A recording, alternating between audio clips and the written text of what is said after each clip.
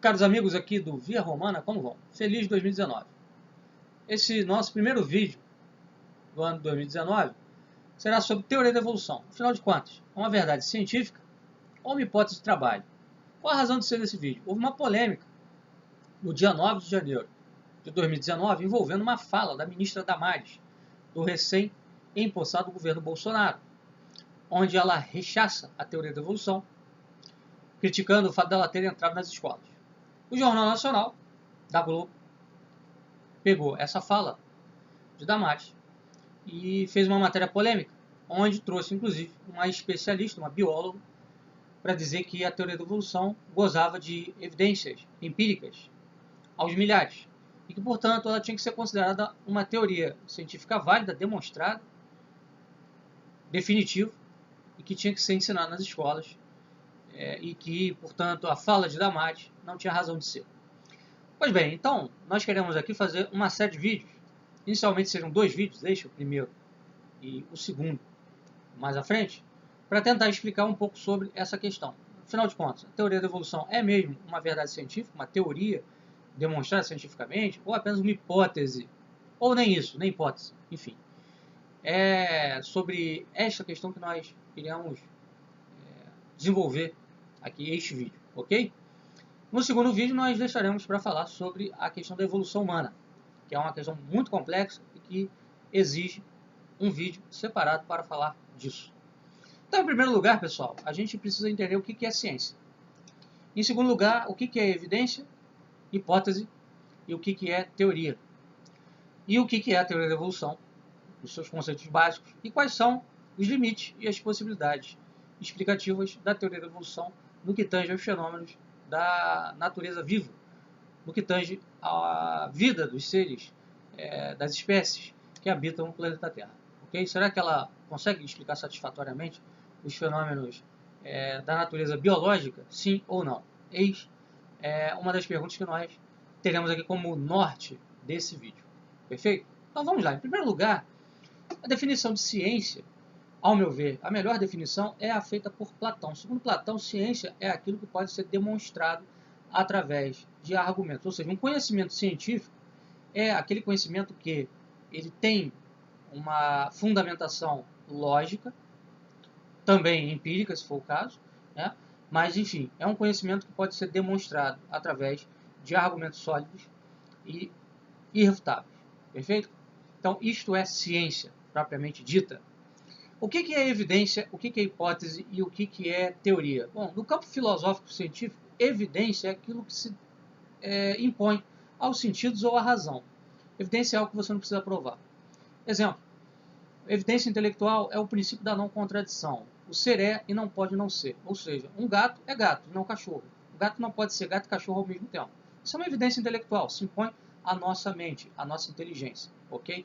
Uma evidência física é que nós, por exemplo, estamos fazendo um vídeo aqui sobre teoria da evolução desde o Rio de Janeiro. Estamos situados no Rio de Janeiro. Isso é evidente, não se discute. É algo que se impõe aos nossos sentidos ou à nossa razão. Então, evidência é aquilo que não é passível de discussão. É algo que se impõe. É algo óbvio. Hipótese. Hipótese é um instrumento de trabalho dentro do campo científico em que você elabora uma explicação prévia para um certo conjunto de fenômenos. A hipótese sempre busca responder 2 coisas: a causa desses fenômenos e o como desses fenômenos, ou seja, o porquê e o modo, a razão e o modo. Ou seja, por que esses fenômenos acontecem? Qual a razão de ser desses fenômenos? E como que eles acontecem? Qual o modo? Como é que a coisa é operada no que tange a forma de acontecer desses fenômenos dentro da natureza? Né? Se a hipótese for capaz de explicar isso satisfatoriamente, então ela se torna uma teoria. O teste básico para que uma hipótese se torne uma teoria é, primeiro, a contra-argumentação, ou seja, ela tem que ser capaz de enfrentar os argumentos contrários satisfatoriamente, refutando esses argumentos e reafirmando os seus argumentos, ou então, no plano empírico, através da prova de laboratório, ou seja, a hipótese se elabora em torno de um conjunto de fenômenos, oferece uma explicação a respeito desses fenômenos e leva a coisa para ser testada em laboratório. Se no laboratório, se na experiência empírica, no método empírico, que é o método da ciência moderna, a coisa se confirmar, então aquela hipótese vira, de fato, uma teoria que vai ser recebida no meio científico como uma verdade demonstrada. Agora, uma coisa que tem que ser dita é que, mesmo teorias já aceitas, já demonstradas dentro do campo científico, elas podem ser reformuladas. Exemplo, a teoria da natureza da luz. A física moderna, ela já teve 3 teorias referentes à natureza da luz.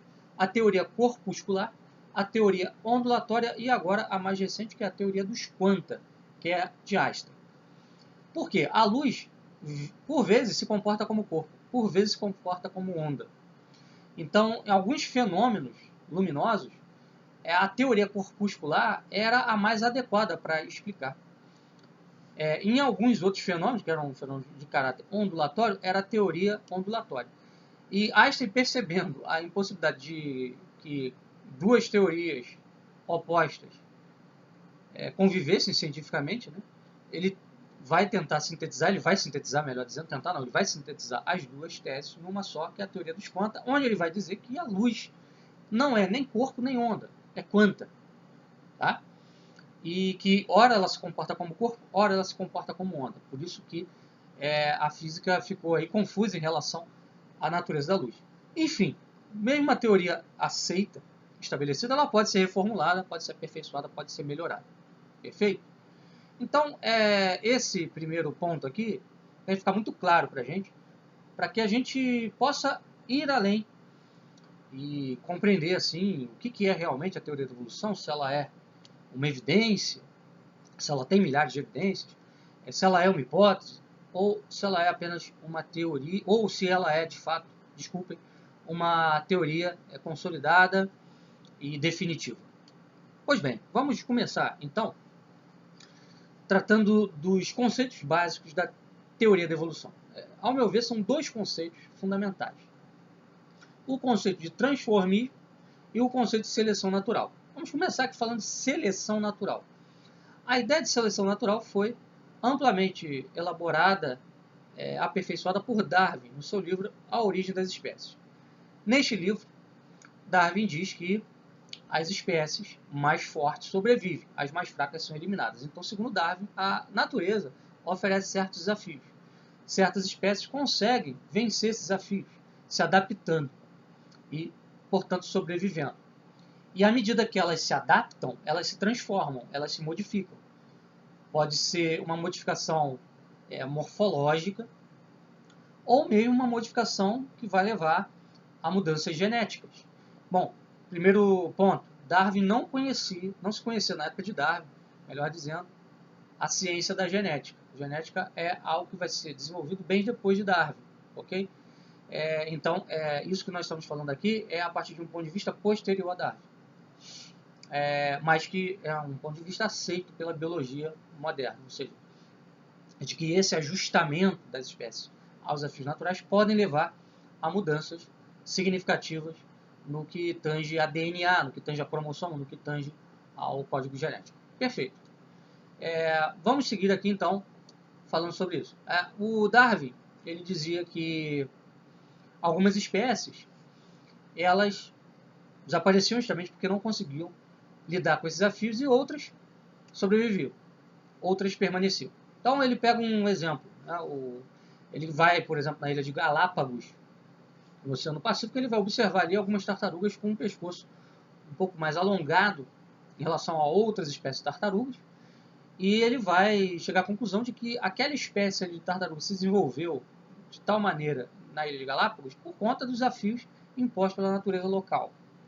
Segundo Darwin, em algum momento, o clima mudou em Galápagos, algumas plantas ficaram mais altas, então ficou mais difícil acessar as folhas dessas árvores, de maneira que as tartarugas com o pescoço mais alto acabaram tendo sucesso em atingir, em alcançar essas folhas, puderam continuar a se alimentar e sobreviveram. As de pescoço mais curto não conseguiram se alimentar, morreram. Então, progressivamente, as novas gerações foram nascendo com pescoços mais altos e a espécie foi se transformando. Aí a gente entra no conceito de transformismo.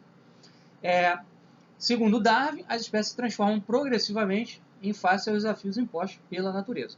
Os evolucionistas, no geral, eles pegaram esse conceito de Darwin, né, que era um conceito restrito à transformação, inicialmente à transformação intraespécie, ou seja, interna à própria espécie, onde ela vai melhorando, onde ela vai se aperfeiçoando para se adaptar melhor às condições externas. Os evolucionistas pegaram esse conceito e ampliaram. Darwin já tinha feito, de certa maneira, essa ampliação, porque ele já admitia, por exemplo, que uma espécie se transformasse de tal maneira que fosse capaz de dar origem a uma nova espécie. Mas os evolucionistas, depois de Darwin, ampliaram ainda mais esse conceito, partindo do seguinte pressuposto. Segundo a teoria da evolução, os evolucionistas mais radicais, todo o universo ele pode ser explicado a partir do conceito de evolução. E toda a vida também pode ser explicada a partir do conceito de evolução. A própria vida teria sido um processo evolutivo da matéria. Então, o que eles dizem? Eles dizem o seguinte, que na origem da Terra haviam vários compósitos inorgânicos que foram se combinando e essas combinações deram origem a compósitos orgânicos, aminoácidos, proteínas, que se combinando deram origem às primeiras células. Essas células deram origem aos primeiros seres vivos.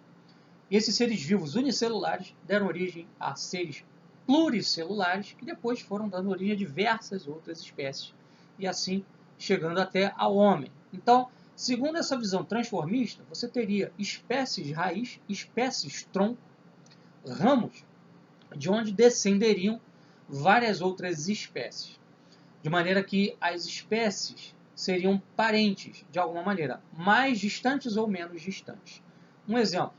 Segundo os evolucionistas, o homem e os macacos superiores, como o chimpanzé, o orangotango e o gorila, teriam como ramo comum, como ancestral comum, o Ramapithecus, um primata que teria vivido há 10 milhões de anos atrás, mais ou menos. E desse primata teriam evoluído vários ramos distintos, né? Ou melhor dizendo, várias espécies distintas que teriam dado origem ao chimpanzé, ao orangotango, ao gorila e ao homem, a nós. Perfeito? Então, essa é basicamente a visão, o fundamento, né, da teoria da evolução. Seleção natural e transformismo. Ok? Bom, então a gente tem de partir daqui para a gente começar a analisar realmente se essa visão ela goza de evidência empírica, se ela é uma mera hipótese de trabalho, ou, portanto, uma teoria. Se ela goza realmente de evidência empírica aos milhares, então ela tem que ser considerada realmente uma teoria, tá, científica, consolidada, tem que ser ensinada nas escolas como uma verdade científica. Mas se não for assim, ela não pode ser considerada teoria, ela tem que ser vista apenas sob o ângulo de uma hipótese de trabalho. Tá? Um outro ponto também que tem que ser levado em consideração é que a teoria da evolução ela não é apenas uma teoria científica. Ela é também uma doutrina filosófica. Porque ela busca explicar o universo como um todo. Ela busca explicar o cosmos a partir de uma ideia central. Qual seja, a de que tudo evolui. A de que tudo tem como causa basilar a evolução. Ok? Então, ela é uma teoria também metafísica. Porque o que é a metafísica? A metafísica é aquela parte da filosofia que busca as causas primárias, as causas primeiras, os princípios primeiros. Então, a teoria da evolução parte da tese, parte do princípio de que o princípio primeiro do universo é a evolução. Tudo é explicável a partir daí. Por exemplo, para os evolucionistas, quando o leão vai lá, mata a prole de uma leoa, os filhotes de uma leoa, e acasala com a leoa, ele está querendo o quê? Transmitir o seu DNA. Ele está querendo fazer a seleção natural. Por trás daquilo ali existe um processo evolutivo natural que está sendo imposto àquela espécie.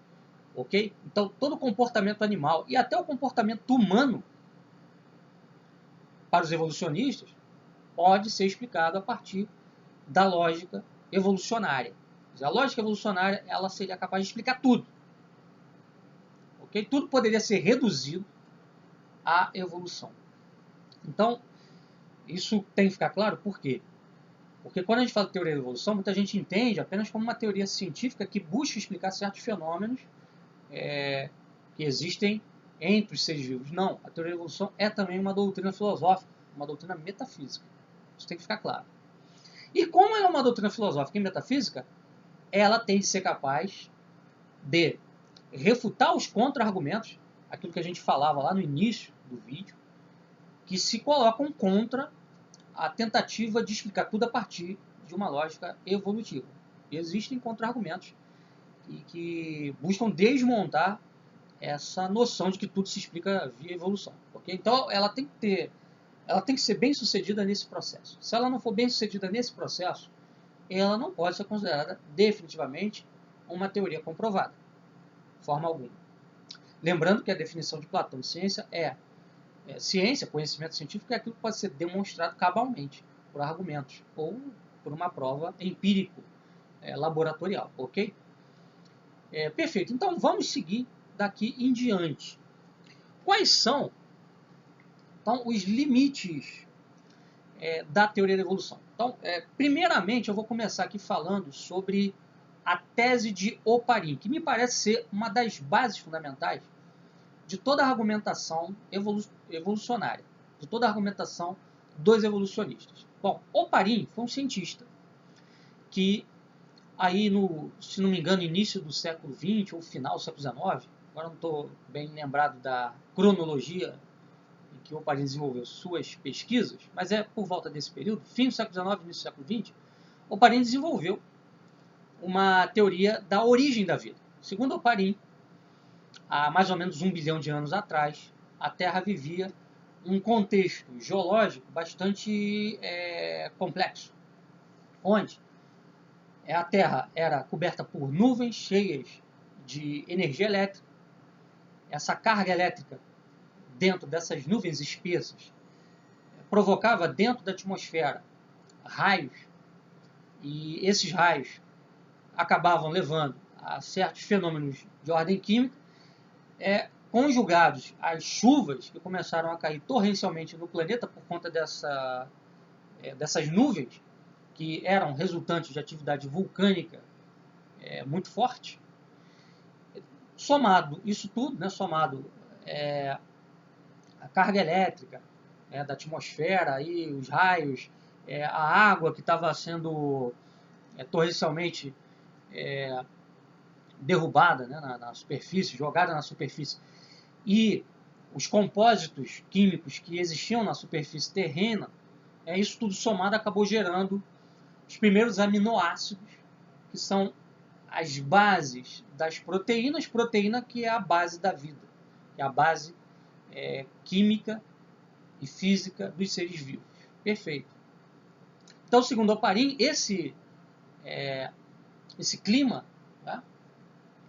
Esse ambiente climático, geológico, que a Terra viveu 1 bilhão de anos atrás, foi o responsável pelo surgimento da vida. Então, a vida teria surgido por um processo de evolução da matéria, de transformação da matéria de matéria inorgânica em matéria orgânica, ou seja, puramente por influxo de fatores físicos presentes na atmosfera da Terra e presentes na superfície terrena.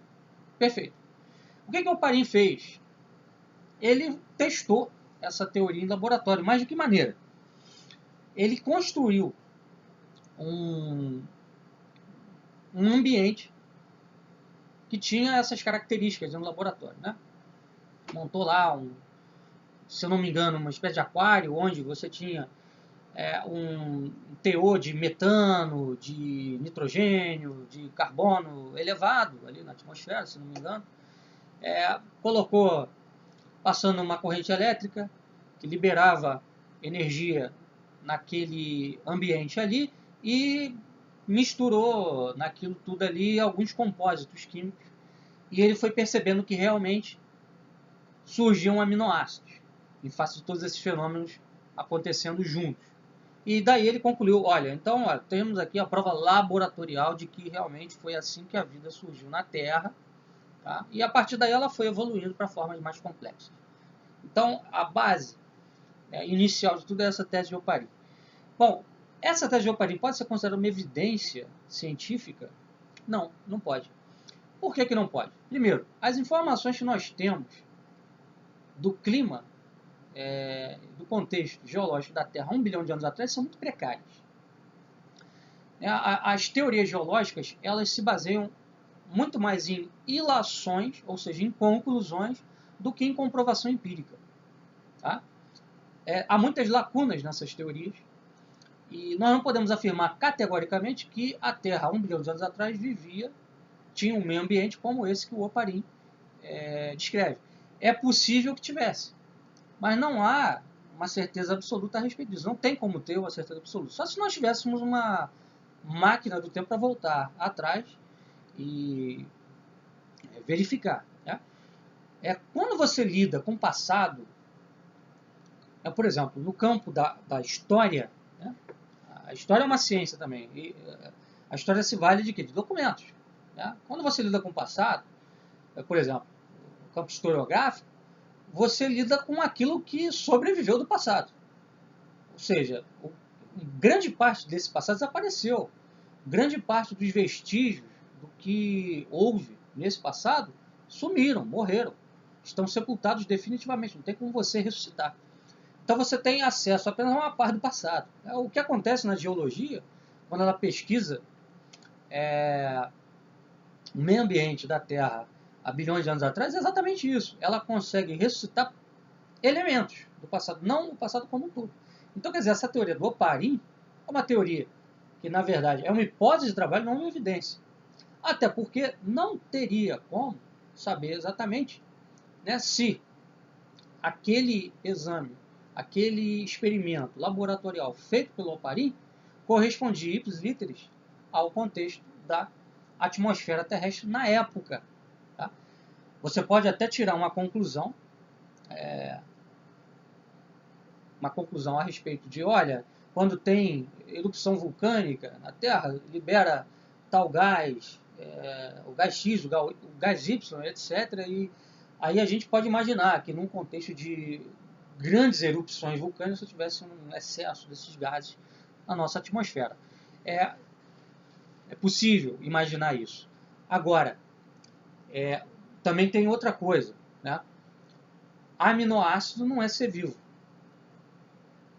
Proteína não é ser vivo. Proteína é um elemento dos seres vivos. O fato de os aminoácidos terem surgido e as proteínas terem surgido, possivelmente através de um processo como esse, prova, no máximo, que as pré-condições para a vida existiam. Quer dizer, a matéria necessária para a existência da vida já estava presente na Terra. Agora, foi essa matéria que por si mesmo se organizou e deu origem à vida? Aí é uma outra questão. Aí a gente já entra num terreno filosófico. Não é mais o terreno empírico científico. Quer dizer, é possível que um ser, né, inanimado, que não é dotado de vida, dê origem a um ser dotado de vida? É a pergunta. Aí a gente vai entrar no campo metafísico. Por exemplo, uma parede branca, ela só pode ficar vermelha se ela receber a cor vermelha de fora. Ela precisa receber essa qualidade do vermelho de fora dela. Então, como é que um ser inanimado, que é a proteína, pode, por si mesmo, se tornar animado? Quer dizer, a matéria, então, ela seria autocriadora? Aí a gente vai entrar numa problemática de ordem filosófica, que é aquilo que eu falei, a doutrina evolucionista é uma doutrina metafísica. Então, se você for levando a coisa a níveis, se você for levar a questão evolucionária até o fundo do problema, você vai esbarrar nessa questão. Quer dizer, então você vai ter que dizer que a matéria, ela é capaz de se tornar viva por si mesma. Quer dizer, a matéria tem a capacidade autocriadora. Ela pode criar dentro de si mesma, né, um atributo, né, que não existia antes.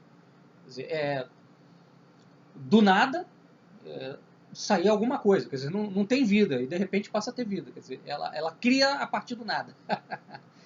É bem interessante isso aí. Perfeito? Então, o primeiro limite é esse, a tese de Oparin. Né? Um outro limite é o seguinte: pergunta a um biólogo onde que foi possível observar um processo de transformação de uma espécie dando origem a outra. Onde que foi possível observar isso em laboratório? Eles não vão saber te responder. Não tem nenhuma observação empírica feita por cientistas, por pesquisadores, mostrando que uma espécie, por exemplo, um roedor, pode dar origem a um macaco. Não tem. Não existe isso. Inexiste esse tipo de observação.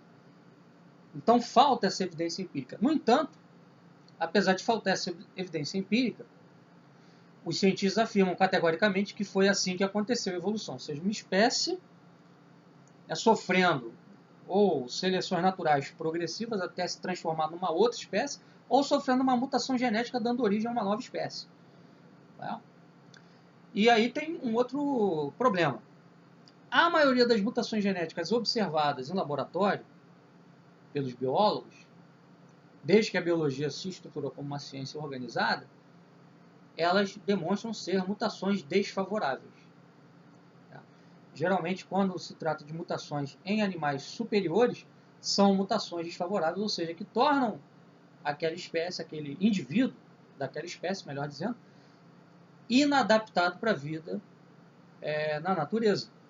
Ou seja, torna aquele indivíduo um ser fraco que vai ser eliminado pela seleção natural da qual Darwin trata.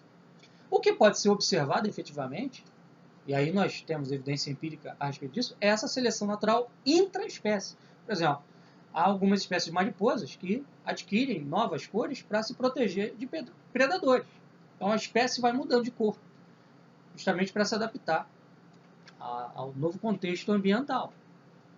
Então, uma transformação dentro da espécie é perfeitamente possível de verificar empiricamente. Isso tem evidências. O próprio Darwin, quando viajou, quando fez a sua famosa viagem, recolheu várias dessas evidências. Okay? Agora, não há evidência de um transformismo amplo, ou seja, de que uma espécie possa dar origem a outra. Isso não há ainda. Então, quanto a isso, é uma mera hipótese. Não pode ser tratado como uma verdade científica. Perfeito? Um outro ponto também interessante que nós devemos citar, devemos tratar quando a gente fala desse assunto. No que tange, por exemplo, a questão do surgimento das diversas classes de seres, famílias, ordens.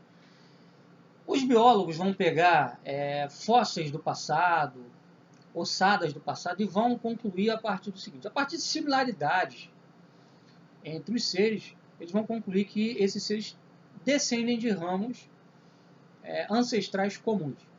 Um exemplo: segundo os biólogos, os répteis teriam dado origem tanto às aves quanto aos mamíferos.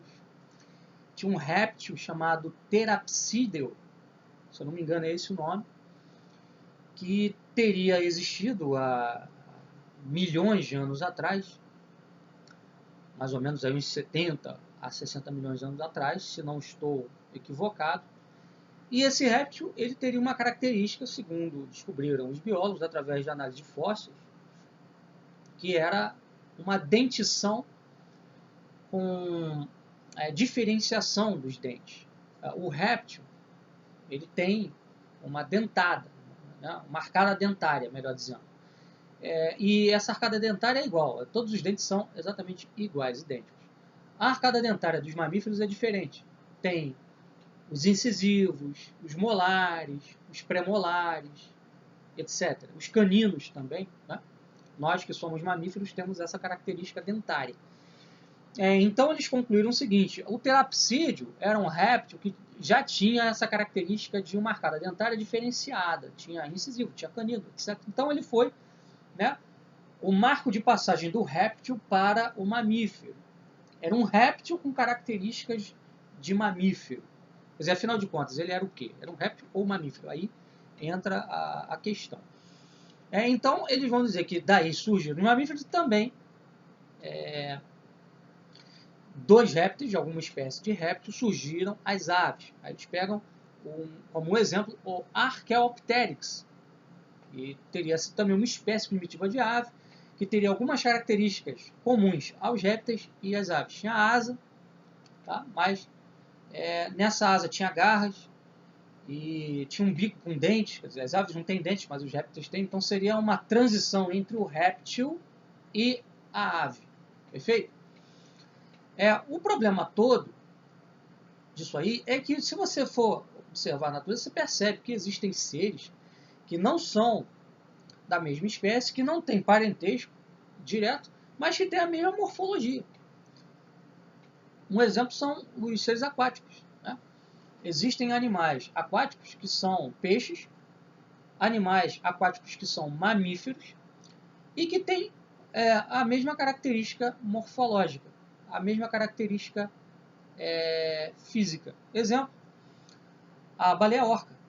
A baleia orca não é uma baleia, é um golfinho, uma espécie de golfinho. Quer dizer, ela não tem nenhuma relação de parentesco com as baleias, mas tem uma morfologia muito semelhante das baleias. Por exemplo, o golfinho, que é um mamífero, tem barbatana. O tubarão, que é um peixe, também tem barbatana.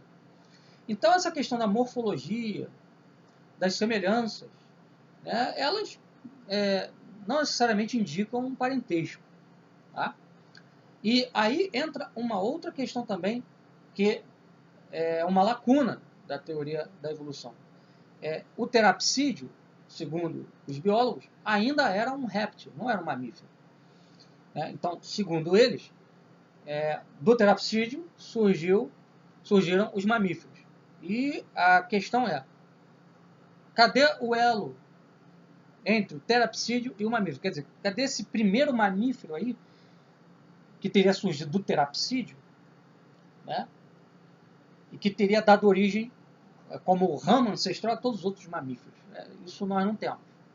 Cadê também entre o réptil, que deu origem ao Archaeopteryx, que já era uma ave, né? Cadê o ramo, né, que deu origem a todas as aves, né, incluindo aí o Archaeopteryx, o ramo de transição? Né? Isso você não encontra. Como eles dizem que essas transformações elas são graduais, elas demoram muito tempo a acontecer e tal, teria que existir esses elos entre, por exemplo, o terapsídeo, né, e o primeiro mamífero, e o réptil que deu origem às aves, até o Archaeopteryx, enfim. Nós não encontramos, não temos, né, nenhum registro fóssil, nenhum registro das ossadas. Só para explicar, fóssil é diferente de ossada. A fóssil é quando a matéria orgânica de um ser, né, ela é substituída na rocha, né, pelo minério, né, rochoso. E aí o desenho daquele ser fica gravado ali. Tá? Geralmente acontece quando ocorre algum acidente geológico, animais são mortos por inundações, por erupções vulcânicas, terremotos. Então há um esmagamento e aí imediatamente há uma substituição da matéria orgânica pela matéria inorgânica mineral. E aí fica gravado ali o desenho do ser vivo primitivo. Tá? Então isso que é fóssil. Então, enfim, há várias lacunas aí em face à teoria da evolução. Uma outra questão também que a gente pode levantar aqui em relação a isso é o seguinte: existem algumas espécies de animais que elas parecem ter sido desenhadas, desenvolvidas, e especificamente para servir ao seu meio ambiente, ao ecossistema em que ela vive. Exemplo, tem certas espécies de morcego que são as únicas espécies que são capazes de polinizar algumas plantas, algumas árvores. Então, só essa espécie de morcego, agora não me lembro qual é a espécie exatamente, mas eu li a respeito disso faz um certo tempinho, só uma certa espécie de morcego consegue, né, polinizar um tipo específico de planta, de flor, né, de árvore, né, e, quer dizer, sem esse morcego aquela árvore não teria como se reproduzir. Tá? E aí você pega a teoria da evolução e você vai ver o seguinte, olha, os morcegos são mamíferos, eles só se desenvolveram, né, milhões de anos depois do surgimento das árvores, das plantas.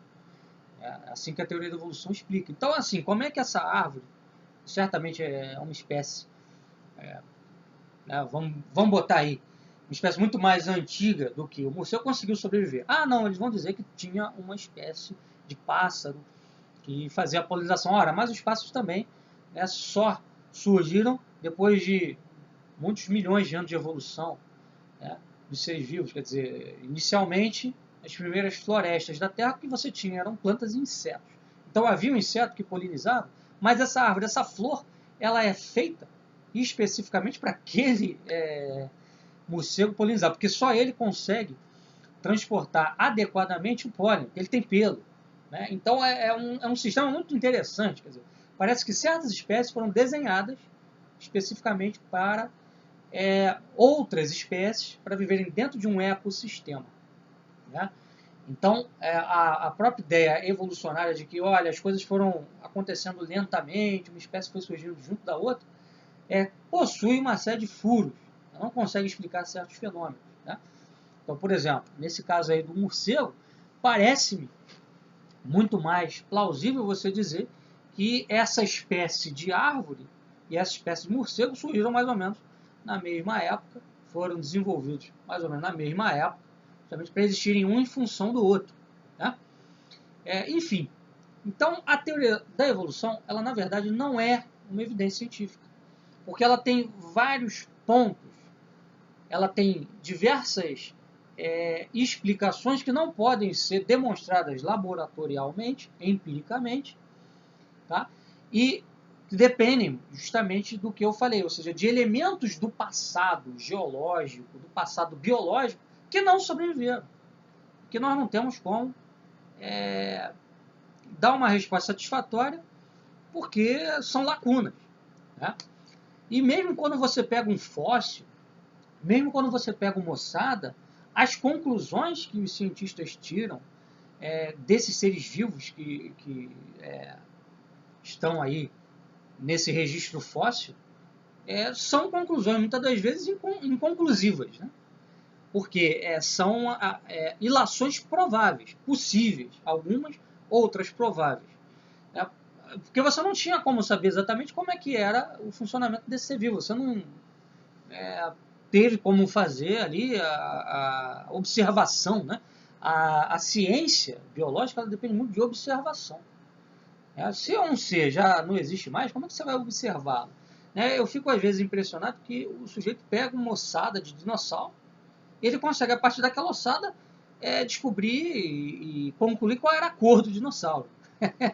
Bom, deve ter algum fundamento para dizer isso aí, evidentemente, mas isso é apenas, imagino, algo provável e não provado. Quer dizer, olha, olhando aqui as características ósseas, a gente pode concluir que tinha algumas características celulares X e Y nesse ser e que provavelmente isso decorria que esse dinossauro tinha, sei lá, a cor marrom ou a cor verde.